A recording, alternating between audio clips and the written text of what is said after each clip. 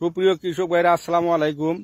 আমরা আছি মৌলভীবাজার জেলা কমলগঞ্জ উপজেলা গোবিন্দপুর গ্রামে। আমাদের ব্রাকের একটা বাজারজাতকৃত ধান হচ্ছে ব্রাক 2 ধান।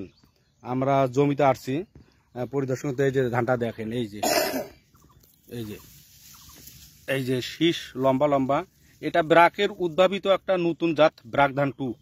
বাংলাদেশের থেকে আর চিকন ধান আমার দেখাতে আমি পাইনি। এটা হচ্ছে সুগন্ধিযুক্ত ধান এবং ভাত খাইতেও খুব সুস্বাদু। এখানে আমাদের আছে উপস্থিত কৃষক ভাই, তার সরাসরি আমরা তাদের সাথে সাক্ষাৎ কাটিয়ে নেব। আসসালামু আলাইকুম ভাই। ওয়ালাইকুম সালাম।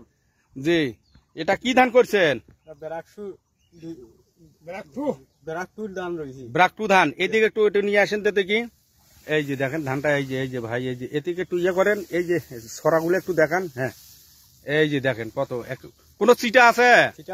চিটা নাই। তা আপনার নাম? আব্দুল করিম। এখানে পাশে আছেন অনেক কৃষক ভাইরা, তাদেরও একটু মতামত দেয়। আপনারা কি দেখতেছেন এটা কি কেমন হয়েছে? ভালো হয়েছে। আগামীতে কি এই ধান করা যাবে? হ্যাঁ, যে এই ধানটা পাওয়া যাবে। প্রাপ্তি স্থান হচ্ছে আমাদের ডিলার আব্দুল মন্নান খান, ওনার হচ্ছে আদমপুর বাজার, পাশাপাশি শমশননগর বাজারও পাওয়া যাবে।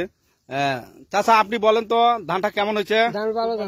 হ্যাঁ, একটু আসেন, একটু আপনি দেখেন, একটু দেন। এই চাচার হাতে ধানটা দেন। বলেন তো, এই ধানটা যে আপনি দেখলেন, এটা ধান কেমন হয়েছে? ধানটা খুব ভালো ধান হয়েছে। ভালো ধান হয়েছে।